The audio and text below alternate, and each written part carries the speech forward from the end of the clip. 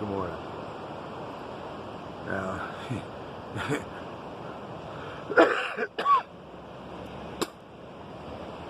remember,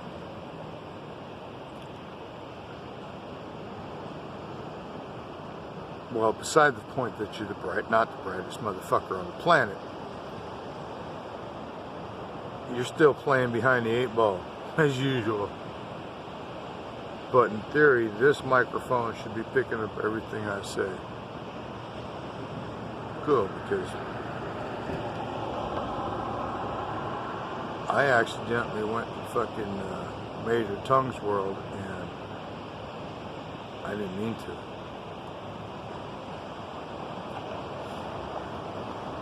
Now,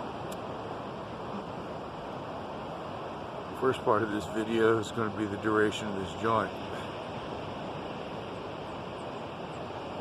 And I say that to myself so that later on I can figure out the edit spot. But when this joint's done, ding dong, that's the cut spot. Because between now and then I have no fucking idea what I'm saying, because this morning started out one direction and right now it's heading in a way different direction. Not that I am opposed, mind you. I just didn't anticipate. This is going to be really nice. Here's what I'm going to do this right here. Oh, there we go. So anyway, so this is the marker for the moment.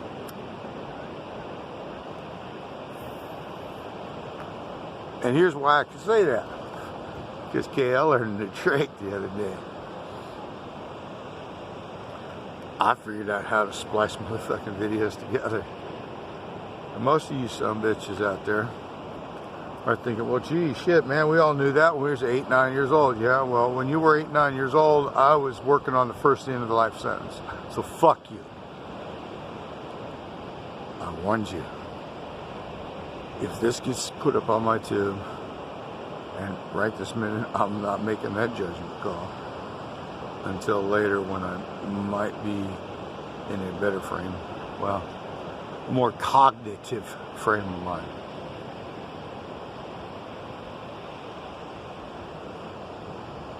But in a minute, we're going to get real serious about a lot of shit.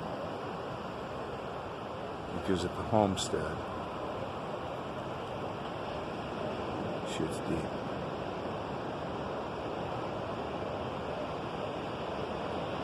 And that's what I want to speak on first this morning. The day before yesterday, we went and got my nephew and his dog. A boy and his dog. Granted, the boy's 32 years old. Ex-military. Homeless. By choice. Not that I mark that against him. I understand his logic and his choice and why. Except in this time of our existence on this planet.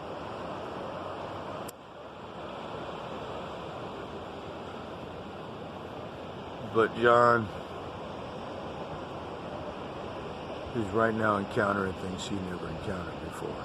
Granted that he was in the military. He served. He did his duty. And then came home and chose to not be a part of it. And became homeless by choice, the way I understand it. He's not the only one, and I understand that. It's real easy to just decide to check out and step off the grid. I've thought about it since I've thought about it long and hard. I mean, I have a responsibility, an obligation, and a debt that I must repay. A debt that's probably going to take the better part of the next 20 years of my life.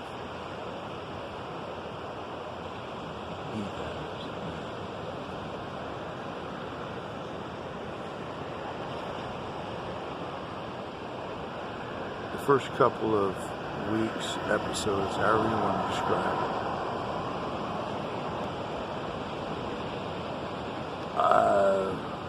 I was trying to figure out what the hell I'm doing. After going back and reviewing some of the rants that I made, it occurred to me that there was no coherency or direction in what I'm talking about. I also spent an exorbitant amount of time emphasizing the fact that I did 38 years of a life sentence. I think and I hope I've gotten that part out of my system now. If you're paying attention to what's been going on, a couple tidbits, we'll call them a lot of other things, but we'll call them tidbits for now. Yeah, I did a lot of time. Yeah, they gave me a life sentence when I was 18. Technically, I was 19 when they actually handed the sentence down. Until 94, I was in Virginia, and from 94 until I was released in 2017, I served time in Arizona. I'm not too sure if I made that timeline clear. But anyway, be that as it may, I am not going to spend my time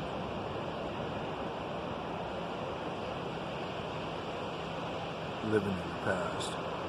I deplored it when I was in prison. Motherfuckers who sat there all day and all they did was reminisce of the great things that they did or fabricating that they did. And for those who don't know what that word in that content means, it means they fucking lied about their life.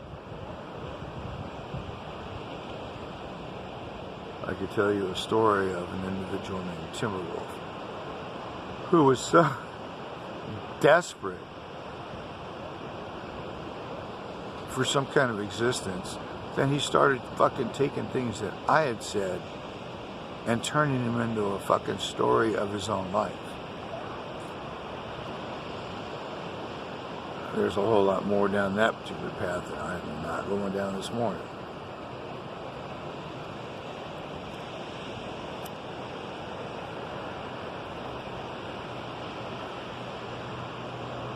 This channel is not going to be about the past 30, 40 years.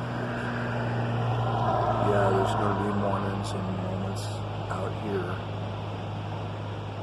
with me and the sea lions where I probably have to tell a story about what the fuck happened inside. Not so much for myself as for those individuals involved that get swept under the rug, fall through the cracks, and forgotten completely in time. One of the things that are starting to come to my head is just that.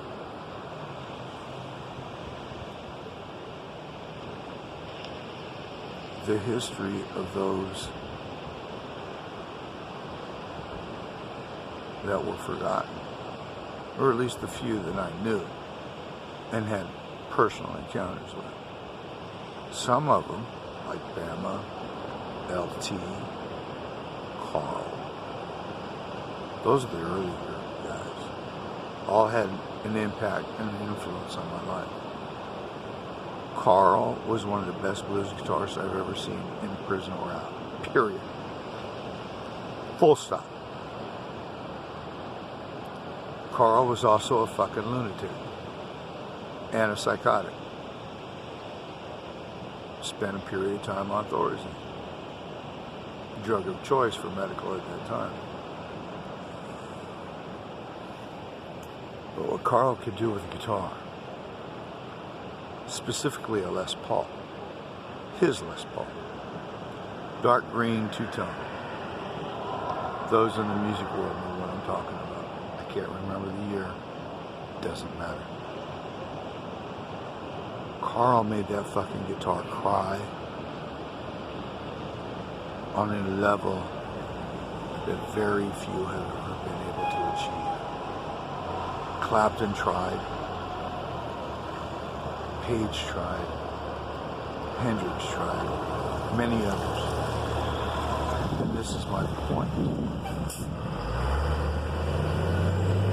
The forgotten in prison. Carl. I can't even remember his fucking last name now, and I know for sure he's dead. But what this individual, this person, this man,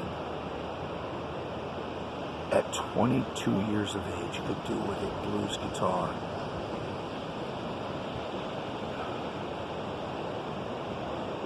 I only wish you could have heard. But the thing about Carl is this. He had a love-hate relationship with music and his guitar. Carl was about 3/4 crazy. I don't remember what he was doing time for. It doesn't fucking matter. None of this matters in this content. The world I expect to talk about in the future is the world that most of you can't even conceive. I hope to tell you of individuals and what little I know of their story that have completely been forgotten. There are so many in this country that have been forgotten. Let's not forget, I'm fucked up. Words make it jumble.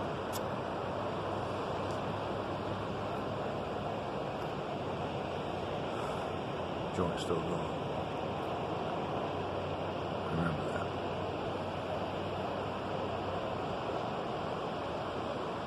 I was one of the forgotten.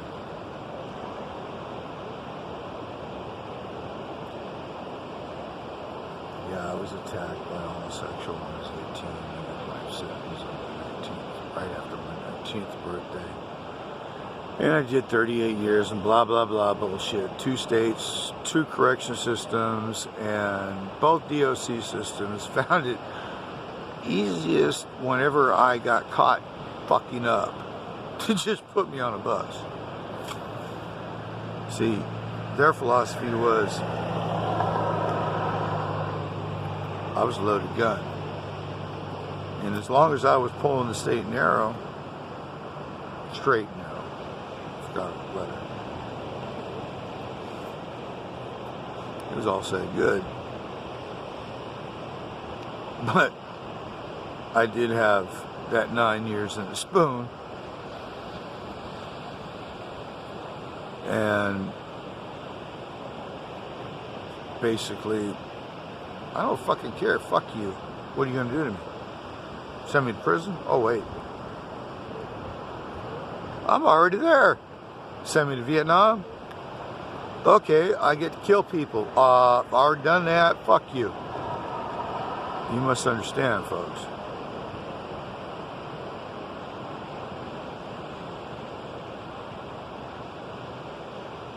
For longer than most of us have been alive on this planet, I lived on a meter. It's about that wide. A little dome, a little needle going back and forth. And the letters that said DON''T space care, C-A-R-E. That was the numbers. Can you see it? Most people live with the meter over on the between the C and the A, for the most part. You know, it goes up and down. My day started with the meter over on the apostrophe. Usually it went down from there. And God help everybody at those times when it hit the D.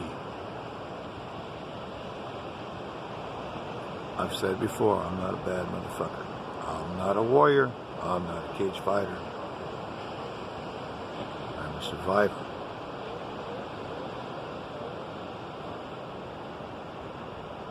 That word alone should tell you everything.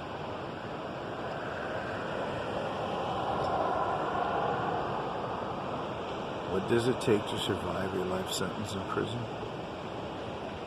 Whatever it takes. chew on that.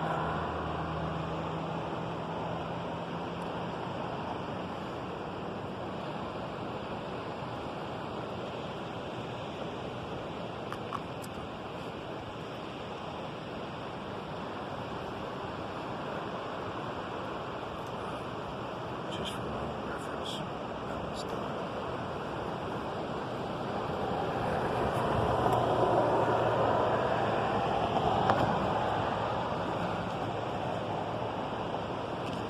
So, there it is.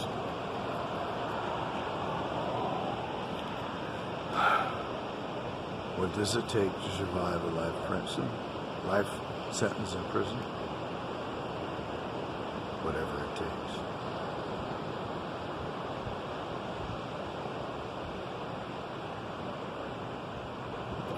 There are some things I will never say, speak, or tell. Period. Call it self-interest, call it incriminating others or thyself. I don't give a fuck. There are certain things that I will never speak of. However,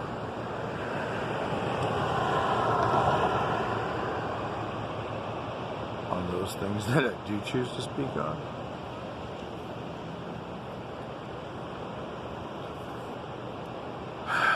I have a tendency to just rattle on like a fucking idiot and beyond all recognition.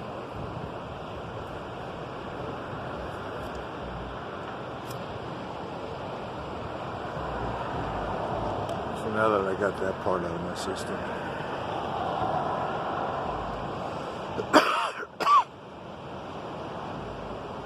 it's been a few days.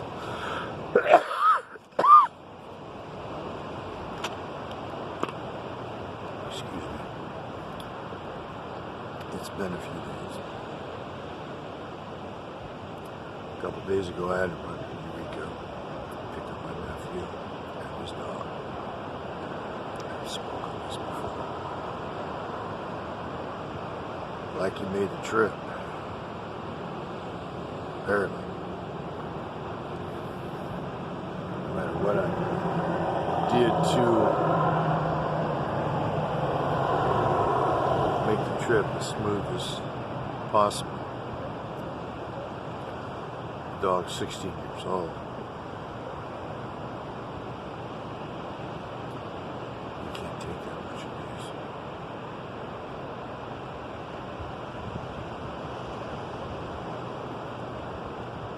But he made it. And now my nephew is going through the hell that you go through when you've had a companion for as long as he's had. It doesn't matter if it's a dog, a cat, or a person.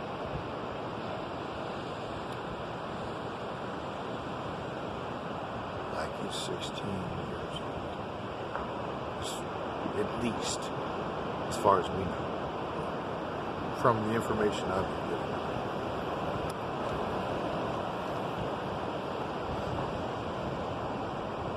Anyone who has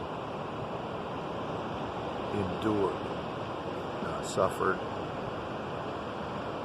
not sacrificed, just endured, a family member or someone close heading towards the gate.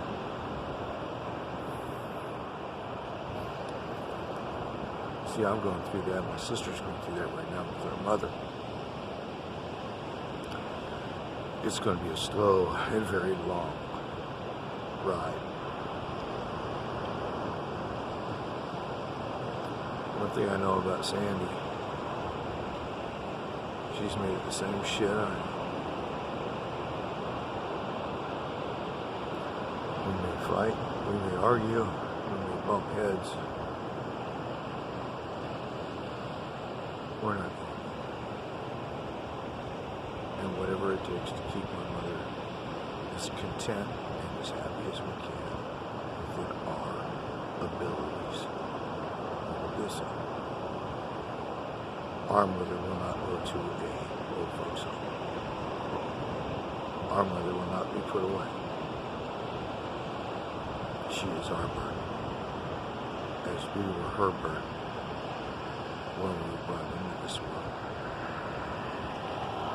Cycle of blood. Don't get me wrong.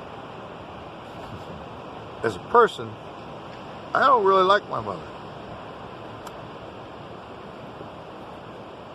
Her code, her moral, whatever, her parameter,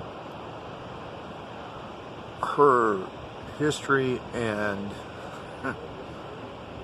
crimes against the family, me. I don't like her as a person. I haven't liked her since I was 8 years old. Doesn't matter.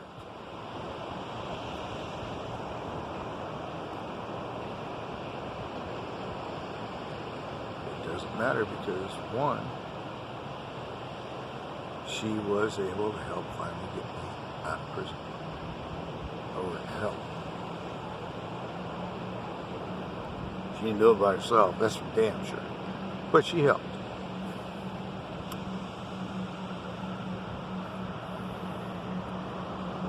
And for the first year and a half, 2 years of my release, she was on the job. She was there. She helped. She educated me as best she could.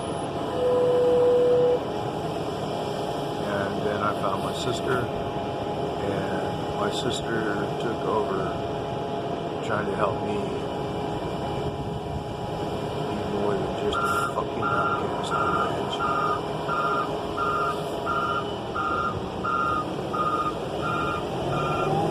The sound is a cement truck that's trying to hit its shit together, apparently.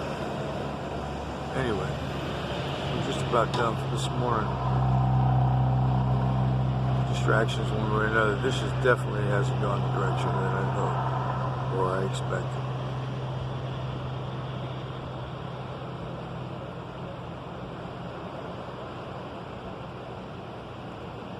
I didn't expect to be as fucked up as I am this morning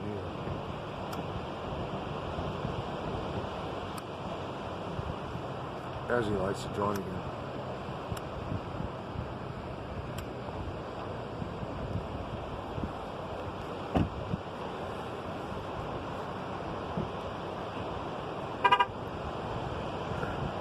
So yeah, we've been going through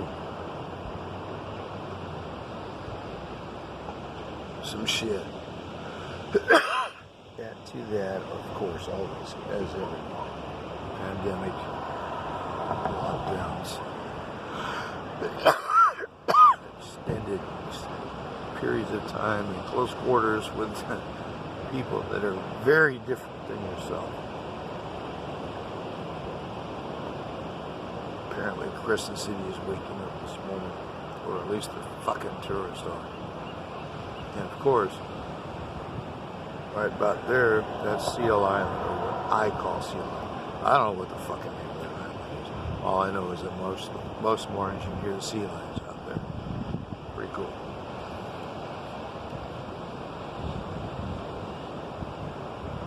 I don't know how long Blackie's going to last, but it's going to be a turmoil period of time for myself and my family.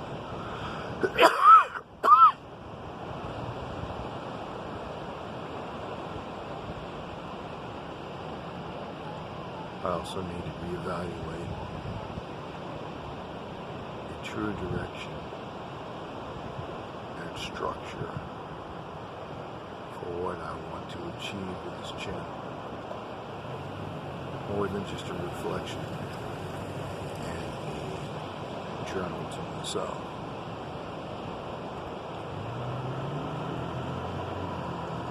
Even if YouTube fucking burns me or some weird shit that I don't even understand. At least the videos are some kind of legacy. legacy. Not that I see anyone in my future who would even give a flying fuck about my life other than me.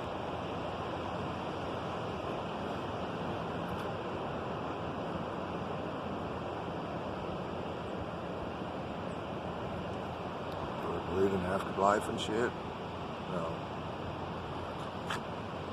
Do I believe in a higher power? Yes.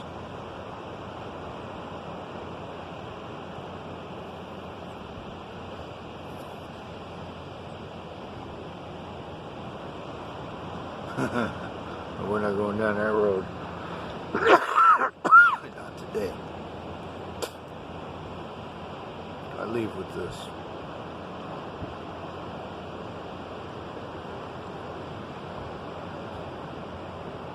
The circle of life.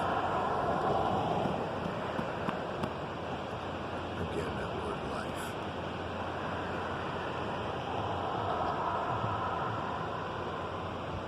Our parents bring us into this world.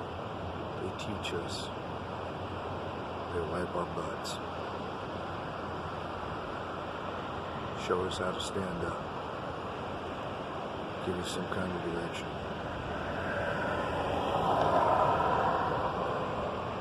We pass it on through our pets. We have a dog as a child. Companion as we grow up. Children as they are birthed. And then it comes full circle. And the next takes care of the previous. Whether it's people or pets. The obligation, the commitment, the nobility of what should be and how it should be done should always be considered. I'm watching a woman that, though I don't like as a person, brought me into this world and taught me as best she could. At the same time, I am watching the end days of a dog that was a man's or a boy's best friend. And I'm watching him try to deal with that. And the funny part is, I got no experience in either. Remember, I was not here. I was in Arizona. That's how my mom refers to my 38 years in prison. Kind of makes kind of logical sense. I get tired of saying it. That's what we don't share.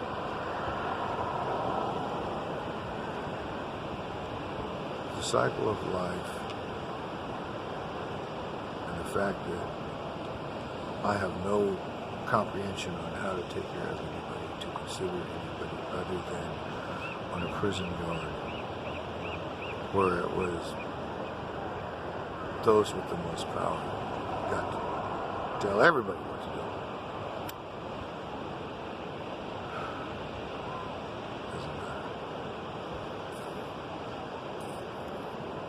All that matters right now is that you got to be there, especially now with the pandemic and all this stupid shit and all these stupid people out here. Take care of your family. Meet your obligations. And stand strong. There's no other choice. You gotta do what you gotta do to survive.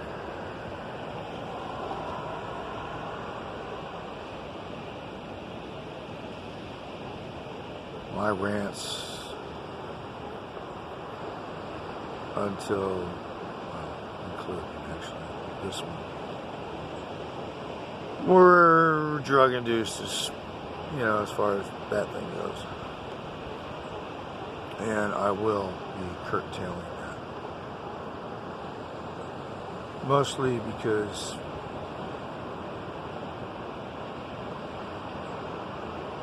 why not? I don't need this shit to talk to myself.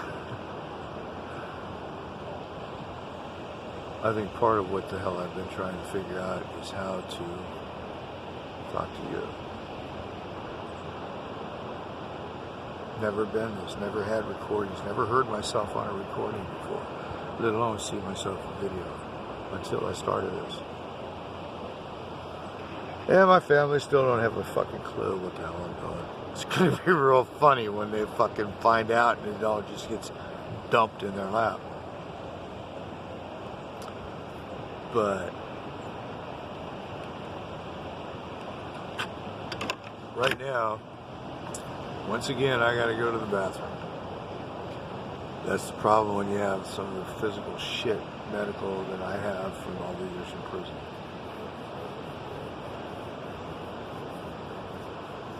We all have them. We all do what we gotta do medically, physically, psychologically, emotionally to stay alive.